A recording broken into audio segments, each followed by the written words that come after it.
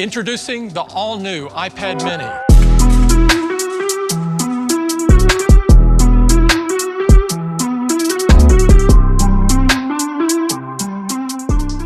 Okay, so iPad mini, I honestly think this is like a fan favorite. It is much loved because of its small size. iPads have just ballooned in size lately. So this is the 7th gen iPad. So this is the successor, obviously, to the iPad 6, which came out in 2021.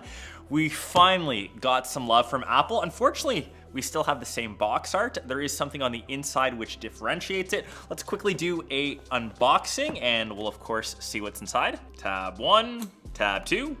And one of the telltale signs is the internal. So you can see here, this is 512 gigs. This is the max storage option that you can get. So originally, the base storage for the iPad mini, a la 2021, was 64 gigs. So it was tiny.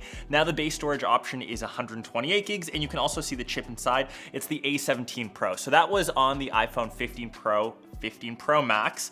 This obviously enables Apple Intelligence, which this has. More on that in a second. And when we take this quickly out of the box, taking this off, we've got the iPad up top, iPad to the side for a sec, and if you're new to the channel, that's designed by California in Apple. We still actually have full-on like user manuals. Sadly, RIP to the Apple stickers. You probably will never see one. And we just have the basic charging brick, 20 watts, and a braided USB-C cable, unfortunately not color matched. So that's the second thing which you'll notice as we get the actual iPad itself. Oh, it just feels so good. This is one of the new colors in purple, and you can see here the telltale sign. It actually says iPad mini. So compared to the previous gen that just used to say iPad, now you know it's a mini. Purple colorway. You can also get it in blue, space gray, as well as starlight. I like the purple. It's not too saturated, unlike the new iPhone 16, so I feel like this is still on more of the pastel-y side. And when you look around, you of course have USB-C on the bottom. You've got the speaker grills as well. We've got the connector for the pencil, more on that in a second. And on the other side, we just have a blank. And up top, we've got the volume rockers and Touch ID on the other side, which I like since it's still a physical button. Setup is super simple, and I've got my Touch ID finger already kind of paired, and we're greeted with a main screen. And if this is the first time you're checking out an iPad mini,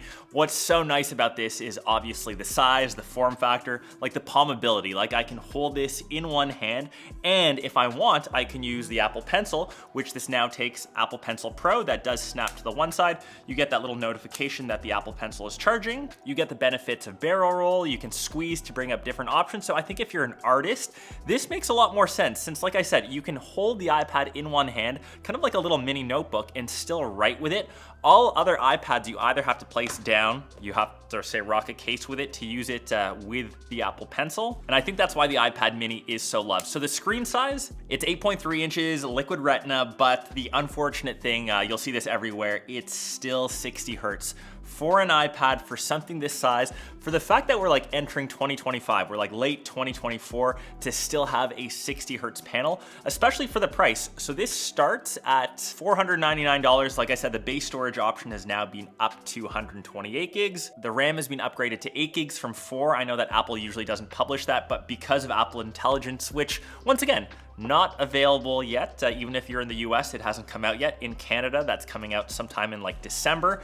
Those are options that you have to wait for. But the screen experience, you have Android phones for like 300 bucks that have a faster refresh rate for this. And if you're using it a lot with the Apple Pencil, you're using it for artwork, you're interacting with it a lot, that extra little bit of screen delay, like even when I'm swiping between the home screen, even when I'm just checking out like a basic like web page, it doesn't feel as quick, it doesn't feel as fluid. It has nothing to do with the OS or how, I guess, like fast the actual device is. It's just that inherent extra bit of lag with a 60 hertz panel. So if Apple comes out with like an iPad mini Pro and sticks in a faster screen, so be it. It's just sad to see a device that, doesn't get as much love, that gets refreshes, every 3 years, still have an older panel. But honestly, it's still the iPad that I love, that I would honestly use day to day, just because of the form factor. It's easy enough and light enough to stick into a backpack, into a large pocket. It doesn't have any extra weight.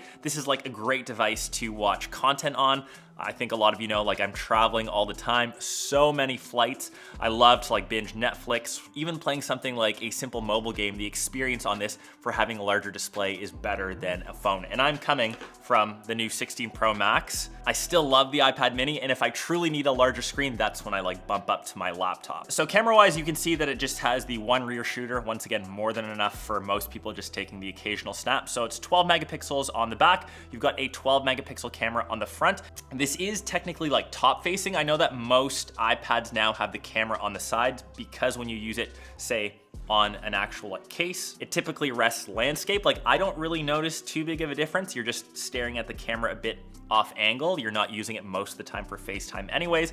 That's just something to consider. Like I said, that makes the smallest difference if you are rocking a case. I did get this Smart Folio in purple to match.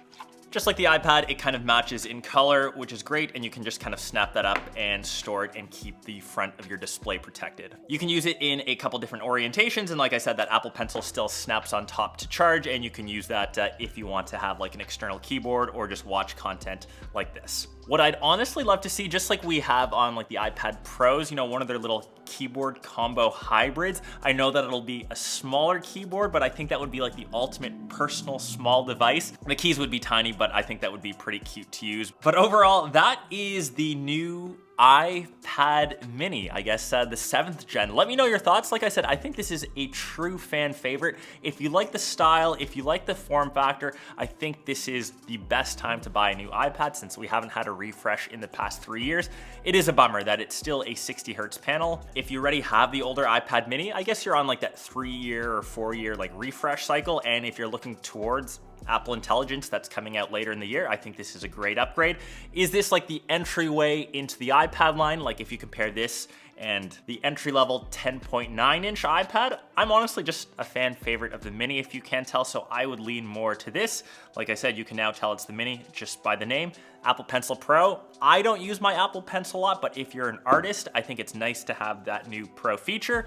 So let me know your thoughts about the iPad mini, which color you would get it in, and rejoice. It's been 3 years. We've got a new one. Peace.